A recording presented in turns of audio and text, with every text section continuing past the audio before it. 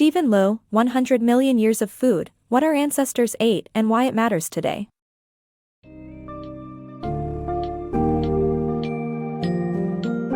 In 100 Million Years of Food, Stephen Lowe takes us on a fascinating journey through our ancestors' dietary habits and how they influence our eating choices today. The book explores the evolution of food consumption, from our insect-eating days to our fruit-consuming ancestors, and ultimately delving into our modern-day processed food varieties.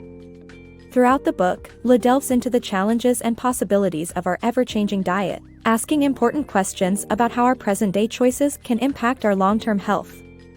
This detailed exploration of food evolution offers critical insights into the pros and cons of various dietary choices, and how these all come together in shaping our personal and communal experiences of food.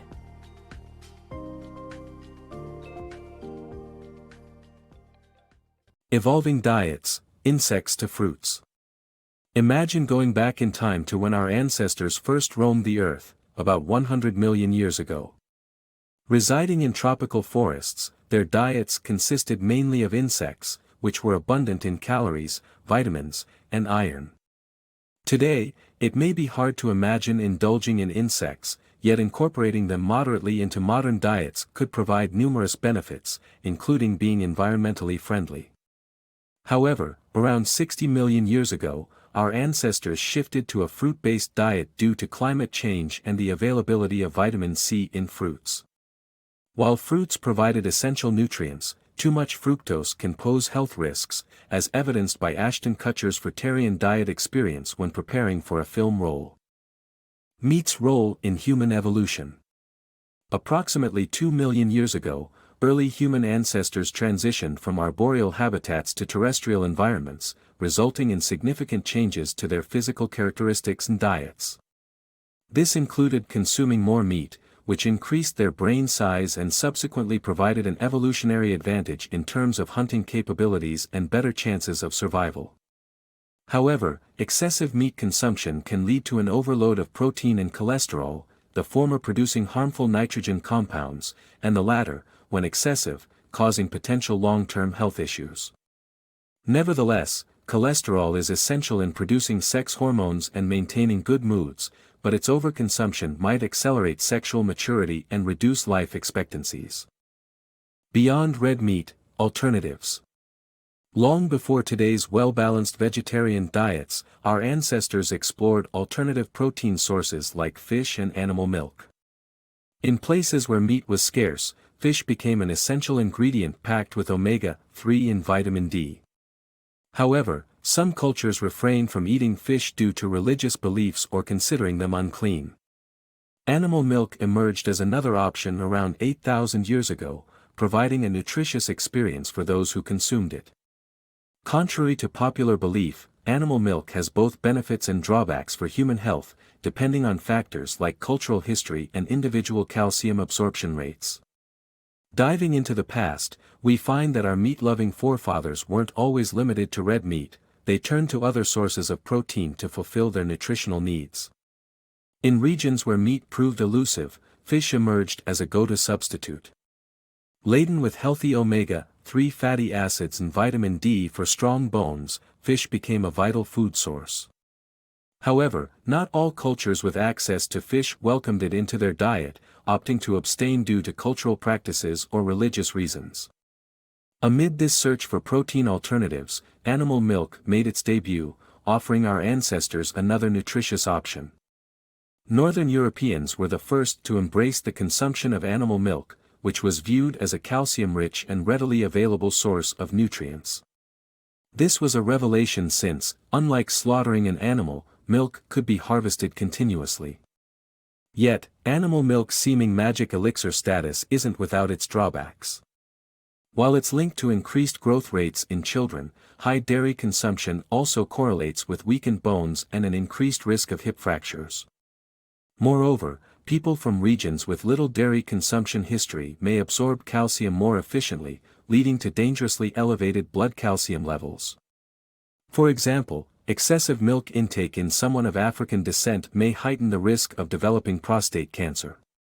The narrative of our ancestors' journey to diversify their protein sources beyond red meat provides us with valuable insights into the benefits of different food sources and their unique health impacts. Uncovering plant secrets. While parents often encourage their children to eat vegetables, it's essential to understand that not all plants are as healthy as we think. Plants have developed various chemicals for self-defense that can be harmful or even deadly to animals, including humans. However, we began eating these plants due to the scarcity of other food sources, and by choosing certain plants, we managed to cultivate and transform them into the vegetables we consume today. Plants, unable to run away from predators, evolved to produce chemicals that deter, harm, and sometimes kill those that attempt to eat them. For example, vegetables such as squash and cucumbers produce a bitter compound called cucurbitacin that repels animals. Only through domestication have humans bred out this extreme bitterness. Beans, lentils, and soybeans contain lectins, which can induce sickness and liver damage when consumed in large quantities. Even the notorious poison, ricin, one of the most potent toxins known to man, is a type of lectin found in castor oil plant seeds. So, what led humans to consume plants in the first place? The answer lies in a shift toward agriculture approximately 12,000 years ago. At that time, the extinction of large animals like mammoths, likely due to overhunting and habitat encroachment by trees, forced humans to search for alternative food sources. They turned to plants as a readily available and easily producible option. As a result, plant-based foods became dominant, particularly in densely populated regions and areas where raising animals proved challenging. It's clear that our ancestors adapted to a plant-based diet out of necessity, paving the way for the vast array of vegetables we consume today. This understanding helps us recognize the importance of balanced dietary choices that combine both plant and animal sources to maintain optimal health and well-being. Adapting to dietary changes. The adaptability of the human body has its limits when it comes to rapidly changing diets and lifestyle habits. For instance, the emergence of illnesses like beriberi and pellagra resulted from the introduction of processed foods. Moreover, the rise of asthma and food allergies is likely linked to modern lifestyle choices. Factors such as reduced exposure to sunlight, lower levels of vitamin D, and the hygiene hypothesis, which suggests that children need exposure to germs for a healthy immune system, all contribute to these challenges. Ultimately, understanding the slow-paced nature of human adaptability can guide us in making better dietary and lifestyle decisions for optimal health. As the human body is known for its adaptability, it's important to understand that adjusting to significant dietary changes may require many generations. Rapidly shifting diets and lifestyle habits can cause unexpected health issues, as seen with the emergence of new illnesses following the adoption of processed foods. For example, in the late 19th century, beriberi affected wealthier East and Southeast Asians who consumed polished rice, which lacked sufficient B1 vitamins, leading to heart issues, mobility problems, and mental confusion. Around the same time, pellagra plagued poorer populations in the American South who relied on industrially milled corn, a poor source of vitamin B3, causing red lesions, weakness, and dementia. Beyond processed foods, other lifestyle choices can impact our health negatively. Asthma and food allergies, which are on the rise, could be linked to lifestyle factors such as reduced exposure to sunlight and lower levels of vitamin D or the sunshine vitamin. Pregnant women with lower vitamin D levels often give birth to children with allergies. Another theory, the hygiene hypothesis, proposes that modern children growing up in excessively clean environments may develop allergies and asthma as their immune systems aren't exposed to enough germs. This exposure helps the immune system distinguish harmless proteins from harmful bacteria and deal with infections without causing unnecessary harm. Recognizing the limits of human adaptability and the slow nature of our ability to adjust to dietary changes should prompt us to be more conscientious about our dietary and lifestyle choices to maintain optimal health. Rethinking caloric intake. Japanese individuals consume around 300 fewer calories than Americans on average, but this isn't necessarily an ideal way to live. While lower caloric intake could potentially increase longevity, it may also result in negative side effects such as decreased cognitive function and muscle weakness. Although being slightly overweight can be beneficial to one's health, weight and caloric consumption do not have a strong correlation. Instead, it's essential to focus on the quality of the calories consumed rather than their quantity.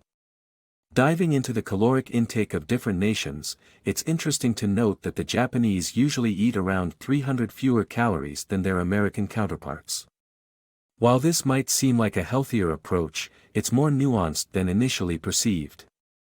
Japanese people generally have longer lifespans, but this alone doesn't confirm that their dietary choices are optimal.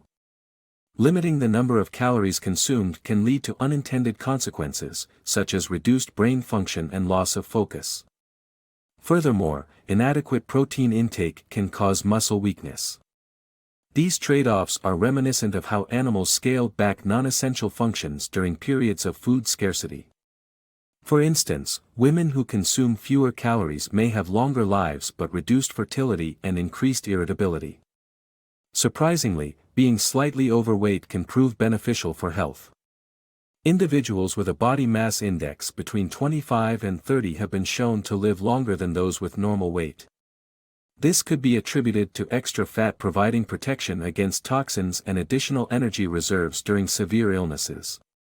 Furthermore, weight and caloric intake share a weaker relationship than previously thought.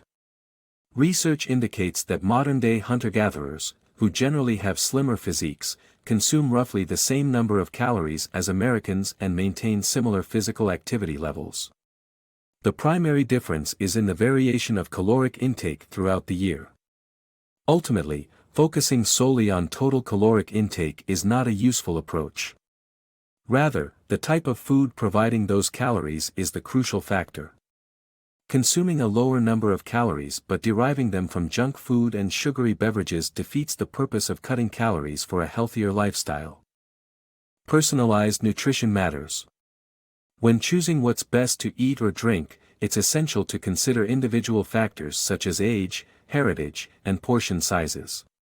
Everyone's dietary needs differ, so embracing personalized nutrition can lead to a healthier lifestyle. Additionally, making meals more communal and sharing food with others can help strengthen bonds and encourage a more caring, supportive environment around eating. Navigating meal choices can be challenging, especially when trying to maintain a healthy diet. To make the best decisions, it's crucial to look beyond simply categorizing food as good or bad. A holistic approach, considering age, heritage, and portion sizes, can make a significant difference. Alcohol consumption, for example, entails varying consequences depending on individual factors. Drinking moderately after the age of 40 may help combat coronary heart disease. However, people of Asian descent should be cautious, as their genetic makeup may lead to higher levels of intoxication per drink due to a lack of enzymes needed for alcohol digestion. Likewise, dietary recommendations differ for different age groups and genders. While consuming large amounts of meat can quicken sexual maturity and increase cancer risks for adolescent girls, elderly women may benefit from increased strength provided by higher meat intake. Hence, a personalized approach to nutrition is vital to best cater to individual health needs.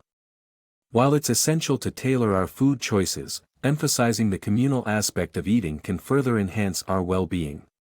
Today's eating habits can be quite solitary, a stark contrast to our ancestors who shared food and enjoyed meals together.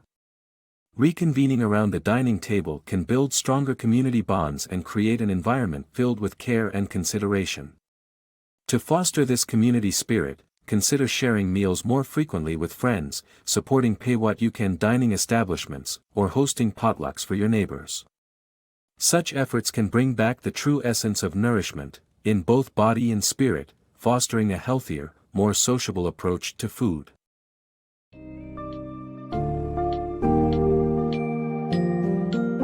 Stephen Lee's 100 Million Years of Food provides an insightful look into the evolution of human diets, uncovering the complex interplay between our dietary choices and our overall well-being. From our ancestors' insect-dominated diets to our modern-day indulgence in processed foods, Lu highlights the importance of understanding the health implications of various food sources. He reminds us that each individual's dietary needs vary greatly depending on factors such as age, heritage, and consumption patterns.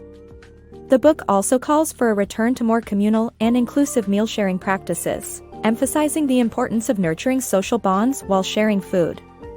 This engaging exploration of food history teaches us valuable lessons about the power our dietary choices hold, guiding us towards healthier and more sustainable ways of nourishing ourselves and our communities.